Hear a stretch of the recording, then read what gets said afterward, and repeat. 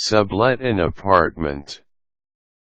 In simplest terms, subletting means that you will let another person live in your rented apartment until your lease expires, or for a temporary period of time, say, while you're overseas or in another city.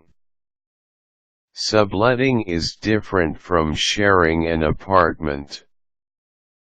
With that being said, here are some important guidelines to remember if you are looking to sublet your apartment. Know the rules for subletting in your area. There are state laws regarding subletting. Your first step is to find out what these laws are to ensure that you're in the clear. Check out propertydo.com to find out the basic subletting laws in your state. Generally, your first step should be to get approval from your tenant. Settle all matters with your landlord. Make sure that you obtain a written agreement on the details of your subletting. For example, will your landlord have a say on who will sublet your apartment? Will he accept the rent from the sublessee, or should the payment course through you? Are you going to be answerable for the unpaid rent payments of your sublessee? Generally, you will be. Again, but it bears repeating, you should have a copy of this agreement in writing. Advertise, advertise, advertise. A good place to stay is a basic need, and especially if your apartment is in an accessible location, you will certainly have your pick of candidates who will want to sublet your apartment. But nobody will apply if nobody knows your apartment is up for lease. The key here is to effectively advertise your apartment for subletting. On the other hand, you should be careful about where you advertise if you want to score reputable and reliable sublessees. Post announcements at places such as at your office or church bulletin board, or at reputable newspapers. Do a background check on your potential sublessees. Remember this, your best friend may be the most fun person to have around, but this doesn't mean that she'd be the most reliable person to sublet your apartment to.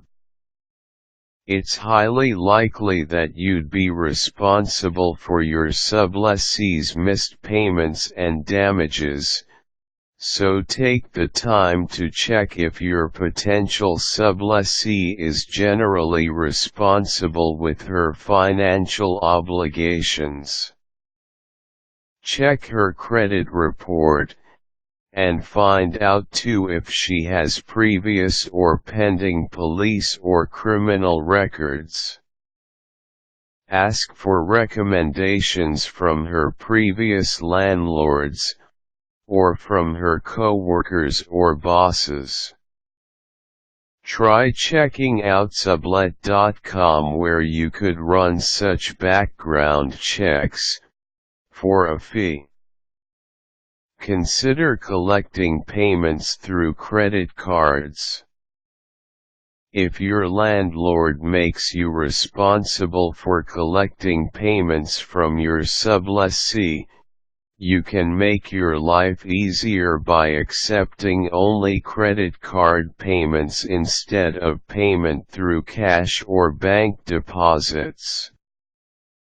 Credit card payments are guaranteed automatic payments, and you wouldn't have to go through the hassle of physically collecting payments or paying check processing fees. Write up an agreement between you and your sublessee.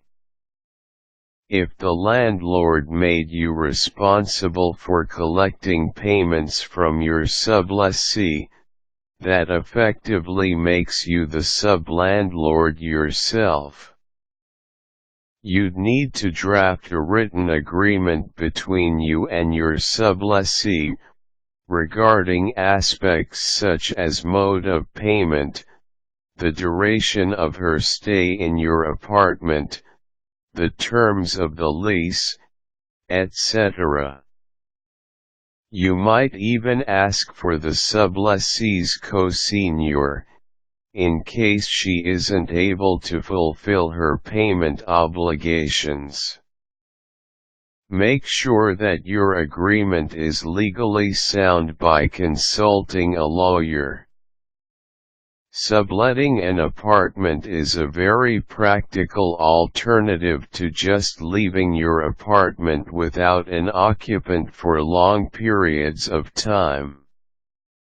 Of course, do make sure that you follow these guidelines for subletting your apartment, to ensure protection for yourself. Good luck.